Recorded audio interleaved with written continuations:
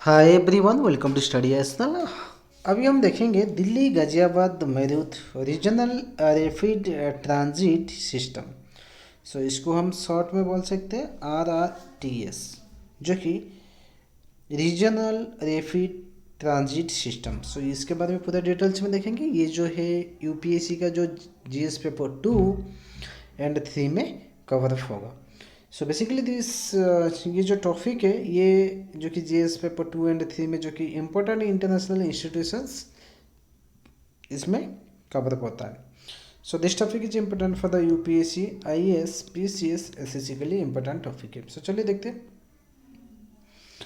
सो news में इसलिए है 500 मिलियन जो है डॉलर, ठीक है, ये लोन एक एग्रीमेंट हुआ है किसके किसके साथ, the union government, the ministry of housing and urban affairs, ministry of housing and urban affairs, national capital region transport corporation limited and new development bank.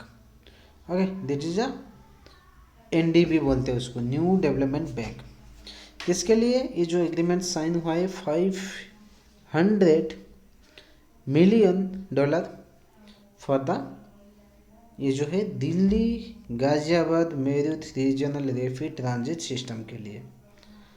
Okay, so Delhi Ghaziabad Meerut regional rapid transit system जो है, इसके बारे में थोड़ा सा discussion करेंगे। So basically ये जो है 82.15 किलोमीटर्स लॉन्ग है एंड ये जो है अंडर कंस्ट्रक्शन है। ये semi high speed rail corridor जो कि कनेक्ट करेगा दिल्ली गाजियाबाद मेरठ को।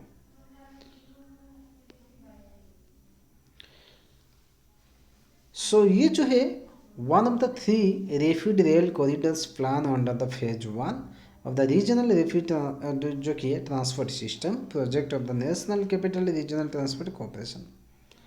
सो इसका बेनिफिट क्या रहेगा? सो इस प्रोजेक्ट में जो है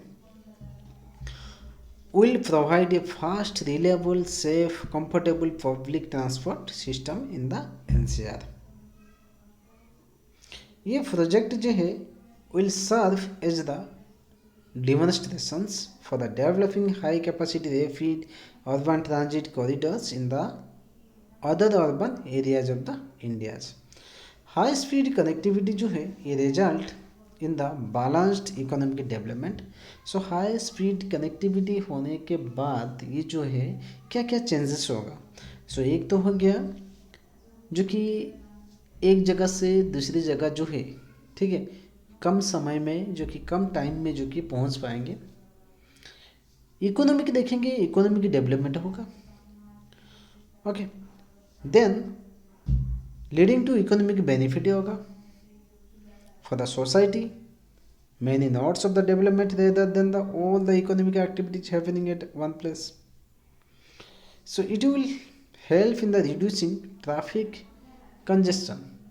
So basically आप देखोगे तो रेलवे में आप देखोगे तो कितना ट्रैफिक रहता है। जैसे आप चले जाओगे दिल्ली मुंबई, ओके, सो एक ट्रेन अंदर जाने के लिए, ठीक है, जो कि प्लेटफॉर्म में घुसने के लिए कितना टाइम उनको बाहर वेट करना पड़ता है। सो ये जो है ये ट्रैफिक है। सो इसके जो ये जो हाई स्पीड जो कि ट्रेन्स जो कि हो जाएगा, उसके बाद ट्रैफिक रिड्यूस हो जाएगा। देन देखेंगे total emission from the transport sector in the NCR.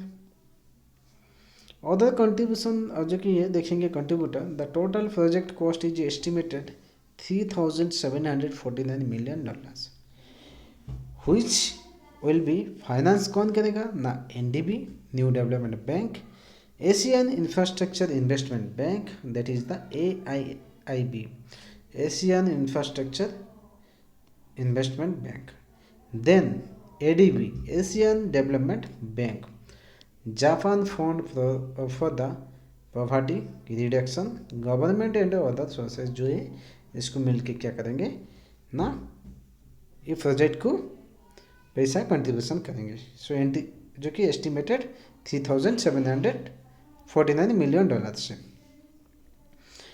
Then finally हम देखेंगे लास्ट में न्यू डेवलपमेंट बैंक है क्या। सो ये जो है एक मल्टीलेटरल डेवलपमेंट बैंक है जॉइंटली इसको फाउंडेड किया था by the BRICS countries Brazil, Russia, India, China and South Africa. कब किया था ना? At the 6th BRICS summit in the Fortaleza, Brazil in 2014 में। सो इसको इसलिए फॉर्म किया गया था कि ये सपोर्ट करेगा इंफ्रास्ट्रक्चर एंड सस्टेनेबल डेवलपमेंट, जो कि डेवलपमेंट के लिए efforts in the BRICS and other on, जो कि under reserved, okay, that is the emerging economy for the faster development through innovate, जो that is the innovation and the cutting edge technology.